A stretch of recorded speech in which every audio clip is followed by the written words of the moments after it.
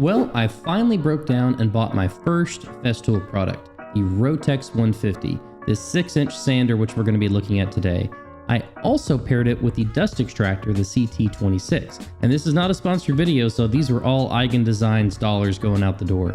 But in today's video, I'm going to be doing an unboxing of both products, as well as an overview of the sander, followed by a function test. All of that's going to lead up to my final thoughts and recommendations on the tool. And people often justify the high price of Festool by saying buy once, cry once, but I'm going to help answer the question of whether or not this tool is right for you.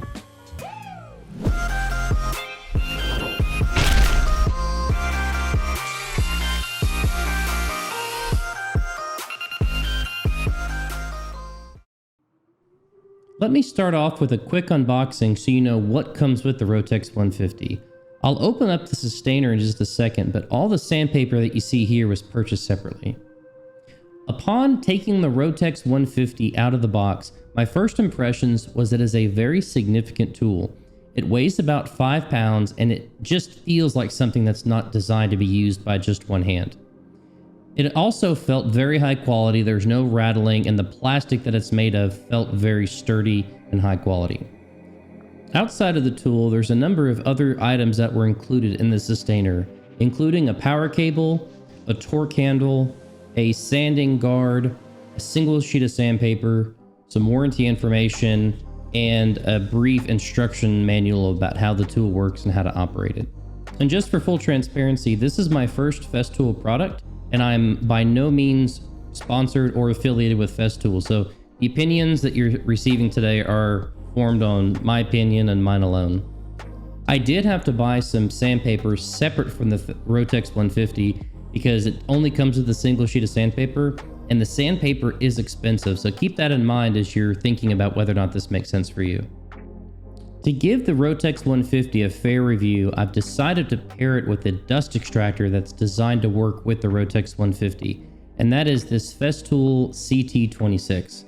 Now this is a really nice high-end dust extractor that's got a HEPA filter. I've linked some specs down below. This is one of many dust extractors that Festool has in their lineup. There's a lot of different features that you can get within a dust extractor. Most of the Festool lineup, the difference is not necessarily suction, it's about capacity. Here's a quick table if you want to look at a dust extractor that might be right for you. But I thought the CT26 was right for me in my application and something that I could still fit under my shop workbench, since that's where it would ultimately live. Now, once the dust extractor is out of the box, I removed the upper section, which contained the HEPA filter, and in the lower cavity, I found the anti-static hose. There was a plastic piece that's designed to have the power cord wrapped around it, and there was a single dust collection filter. There was a little cardboard section on the dust collection filter, which you slide over the entrance, lift a flap, and lower the flap to lock everything in place. So the installation of the filter was pretty straightforward.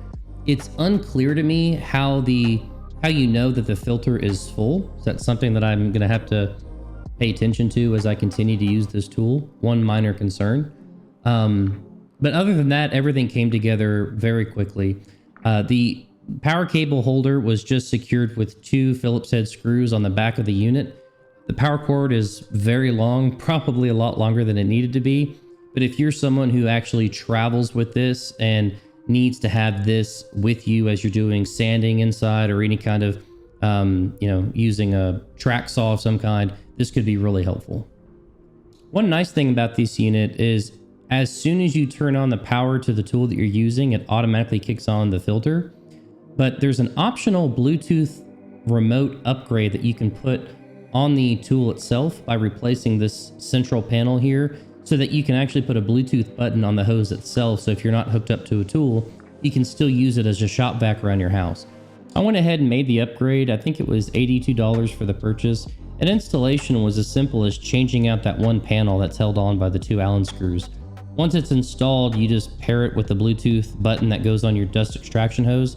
That button is held on by some elastic bands that go around the hose, and it allows you to activate your dust extractor without actually finding the machine to push a button.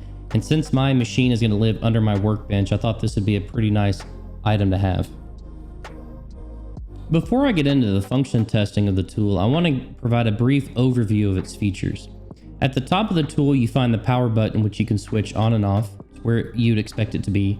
And above that, you have a button to activate the ROTEX mode or the random orbital sander mode. In this position, you've got the ROTEX mode activated, and you can see how difficult it is to turn the wheel. It's a geared ROTEX motion. Whenever that's disengaged, it spins freely like a random orbital sander would. At the back, there's also a speed control that goes from 1 to 6, so you can control the RPMs. And next to that button, you've got the power input, which is designed to work with the Festool product lineup that has that particular power plug for the tools. Below the power button, you find the dust extraction port, which is designed to be paired with the Festool Dust Extractors, which we just finished unboxing. Now, dust extraction is a very important part of sanding because you have to remove the debris that gets trapped between your sandpaper and your piece. Otherwise, you can leave pigtails behind. So dust extraction is a key part of this particular design. You can see all the little holes that are in the ROTEX 150 and in the matching sandpaper. It also helps keep the sanding disc cool, which can prolong the life of the sanding paper that you're using.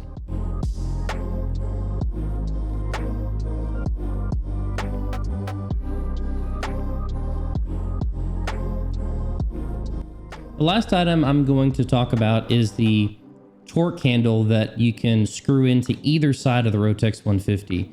And I can tell you, after using this tool a while, this is absolutely necessary if you're doing any kind of rough sanding with the ROTEX mode engaged. This helps you counteract some of the torque that the tool puts out when you're in ROTEX mode. To get started with the function test, I begin by plugging the Festool ROTEX 150 into the dust extractor itself.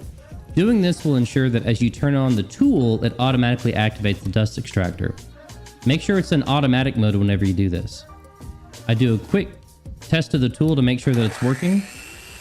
The extractor is on, it's just hard to hear, but you'll hear whenever I turn off the ROTEX, the extractor stays on for a few more seconds just to clear the lines. So we're in good shape. The piece that we're going to be sanding today is a epoxy board that I was working on at the time, and we're going to sand one side with the ROTEX mode and then the other side with the random orbital mode. Not that this is the best application for either of these things, but at least we're starting off with the same 80 grit sanding marks left behind by my drum sander, so we're starting from an equal point. You can see here the gouges left behind by the drum sander are pretty deep. So we're going to start off with the 80 grit sandpaper for both the ROTEX mode and the random orbital mode. Another thing I've done is I've cleaned the table surface around this particular piece so that you can see the amount of dust left behind whenever we're done sanding. So starting off in ROTEX mode, I tried to use two hands to begin with, but there was so much torque being put out by the tool that I had to use one hand to stabilize the piece. And by the end of this sanding session, my right hand holding the tool was very tired. Now, it did a good job of actually getting the gouge marks out of the tool because it does remove a lot of material, but it really needs to be used with two hands to counteract the amount of torque coming out, particularly in ROTEX mode. To sand this side probably took about 4 minutes, and there was very little dust left behind, which is a big positive for the Festool ROTEX 150 tool in general, especially given the amount of material that was removed while in ROTEX mode. For the other side of this piece, we'll be testing out the random orbital sander mode, and I start off by clearing the workbench so you can see how much dust is left behind. I put it into random orbital sander mode, and it is a lot easier to control the workpiece and the tool in this particular mode, but still it feels awkward to counteract that much torque with just a single hand. One nice thing about this mode versus the ROTEX mode is you can hold the tool with two hands and the piece doesn't have the same tendency to move. Once the side was finished, I took a quick look around my workbench, and there appears to be about the same amount of dust left behind in this mode versus the other one.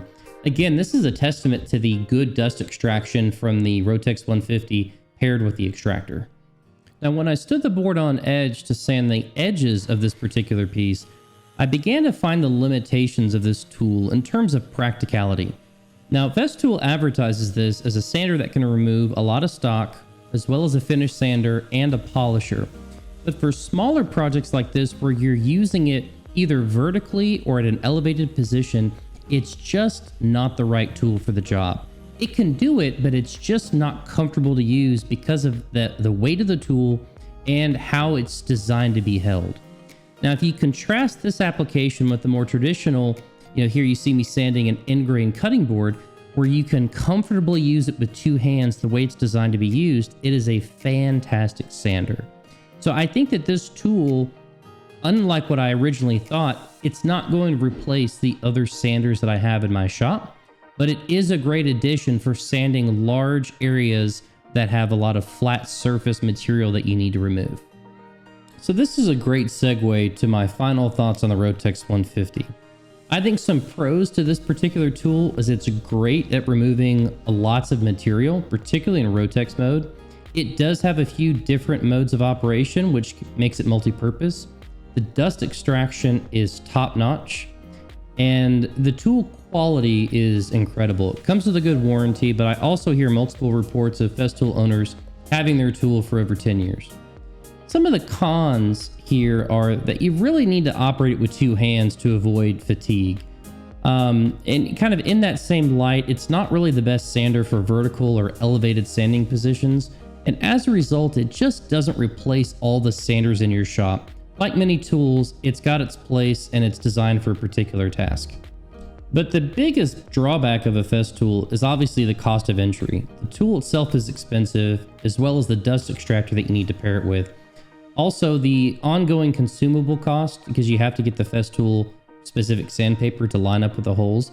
All of those things add to a pretty substantial cost. So I guess if I had to boil my recommendation down to who would I recommend this tool to, if you're someone who is frequently sanding large surfaces, whether that's a lot of tables, furniture, I think that this could be a great addition to your shop that could cut down on your time.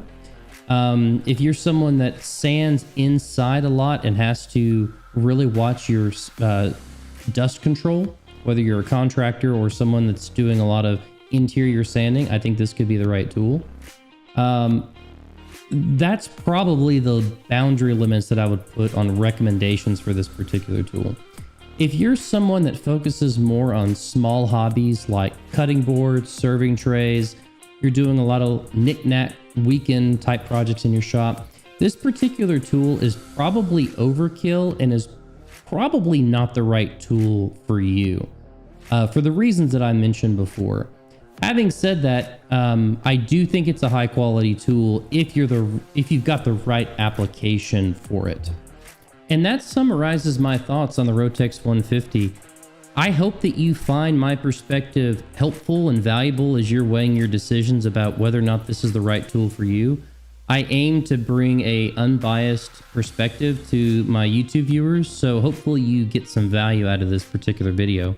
I have recently purchased two other Festool tools.